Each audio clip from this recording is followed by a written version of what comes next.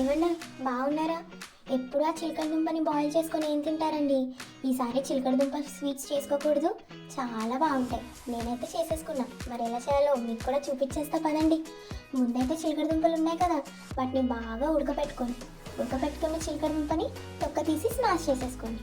ఇప్పుడు కొన్ని బాదం, జీడిపప్పు, కిస్మిస్ తీసుకొని చాలా చిన్నగా కట్ చేసేసుకున్న తర్వాత ఒక గిన్నెలో 2 స్పూన్లు నెయ్యి వేసేసి కట్ చేసుకున్న డ్రై ఫ్రూట్స్ అన్నీ అందులో వేసి బాగా వేయించుకోండి.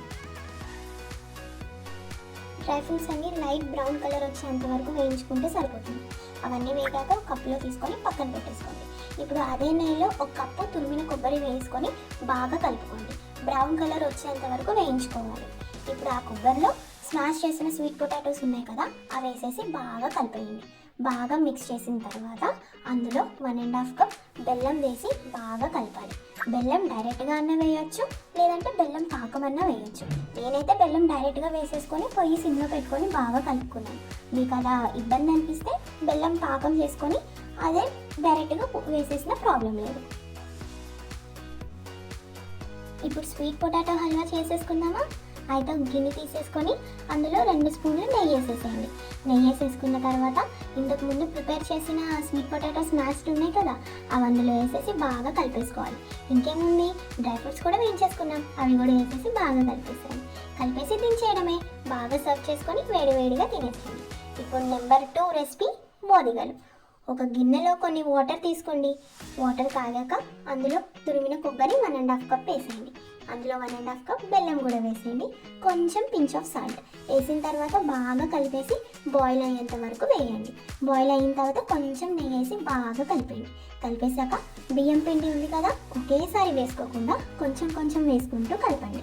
ఒకేసారి వేస్తే మనకి లమ్స్ అనేవి ఫామ్ అవుతాయి. అందుకని కొంచెం వేసేసుకొని నేను చూపిస్తున్నట్టు ఈ బ్యాటర్ వచ్చేంత వరకు బియ్యం పిండి వేసుకుంటే సరిపోతుంది. ఇప్పుడు చేతికి కొంచెం ఆయిల్ రాసుకొని మీకు చూపిస్తున్నట్టు ఆ బియ్యం పిండి తీసుకొని చపాతీలాగా రౌండ్గా చేసుకోండి. మరీ పలుచగా కాదు, మరీ ఎక్కువగా కాదు, మీడియం సైజులో చేసుకోండి. చేసుకున్నాక అందులో స్మాష్ చేసిన పొటాటోస్ ఉన్నాయి కదా, మీకు ఎంత కావాలో అంత వేసుకోండి. స్మాష్ చేసిన పొటాటోస్ కూడా మరీ ఎక్కువగా వేసేసుకోవద్దు, ఎందుకంటే అవి ఉడికేటప్పుడు అవన్నీ బయటకు వచ్చేస్తాయి. అందులో ఎంత పడుతుందో అంతనే వేసేసుకోవాలి. మీకు ఎన్ని కావాలో అన్ని చేసేసుకొని ఒక ప్లేట్లో పక్కన పెట్టేసుకోండి. పక్కన పెట్టుకున్నవన్నీ ఇప్పుడు ఇడ్లీ రేకులు తీసుకొని ఇడ్లీ రేకుల మీద కొద్దిగా నెయ్యి వేసేసుకొని, నెయ్యి కానీ నూనె కానీ మీ ఇష్టం, నెయ్యి వేసేసుకొని అందులో మోదిగలు పెట్టేసుకున్న తర్వాత ఇంకేముంది, ఒక 10 to 15 మినిట్స్ పాటు స్టవ్ మీద ఉంచితే సరే, వేడి మోదిగలన్నీ రెడీ అయిపోయాయి. చూసారా ఎంత ఈజీ అండ్ హెల్తీగా, తినడానికి చాలా చక్కగా ఉంటాయి. మన నెక్స్ట్ ఐటమ్ బొబ్బట్లు. ఒక గిన్నెలో 2 కప్పులు చపాతీ పిండి తీసుకొని కొన్ని వాటర్ వేసి బాగా కలుపుకోండి. వాటరే, ఇంకేం వేయద్దు. బాగా కలుపుకున్న తర్వాత ఆ ముద్దను తీసుకొని నీళ్ళలో పెట్టండి. ఒక 2 hours నానబెట్టాలి. నానబెట్టిన ముద్దను తీసుకొని బాగా మళ్ళీ కలుపుకునేటప్పుడు చేతికి అంటుకుంటుంది. అప్పుడు కొద్దిగా ఆయిల్ రాసుకొని బాగా కలుపుకోండి. చేతికి అంటదు, మెత్తగా ఉంటాయి. కనిపించే కవర్ ఏంటా అనుకుంటున్నారా? బటర్ పేపర్ అండి, అదే మన మిడిల్ క్లాస్ ఆయిల్ కవర్. ఎందుకంటారా? చూపిస్తాను చూడండి. నేను చూపిస్తున్నట్టు చపాతీ రౌండ్గా పల్చగా చేసుకొని అందులో స్టార్టింగ్లో చేసిన స్వీట్ పొటాటో ఉంది కదా, అది అందులో వేసేసి బాగా చుట్టేసుకున్న తర్వాత వేళ్ళతో ఇలా అనుకొని చపాతీ మీద ఆయిల్ కవర్ వేసి నేను చూపిస్తున్నట్టు చేస్తే చపాతీలన్నీ గుండ్రంగా వస్తాయి. లోపలున్న స్వీట్ పొటాటో కూడా బయటికి రాదు.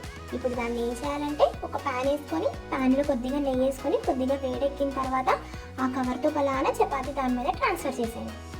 చపాతీ పైన కూడా కొద్దిగా లైట్గా నెయ్యి రాసుకొని అటు ఇటు మీడియం ఫ్లేమ్లో బాగా కాల్చుకుంటే అంతే, వేడి sweet and soft bobbatlu ready. చూసారా ఎంత ఈజీయో. ఇప్పుడు మన 4వ ఐటమ్ పూర్ణాల కోసం పెద్దగా ఏం చేయలేదండి. ఆల్రెడీ మా ఇంట్లో దోసల పిండి ఉంటే అందులో కొద్దిగా మైదా వేసేసి బ్యాటర్ని తిగ్గా చేసుకుని పూర్ణాలు వేసేసుకున్నాను, అంతే. అన్ని రెసిపీస్ చాలా బాగున్నాయి కదా, ఇంకెందుకు ఆలస్యం, ట్రై చేసేయండి. Please subscribe to my channel.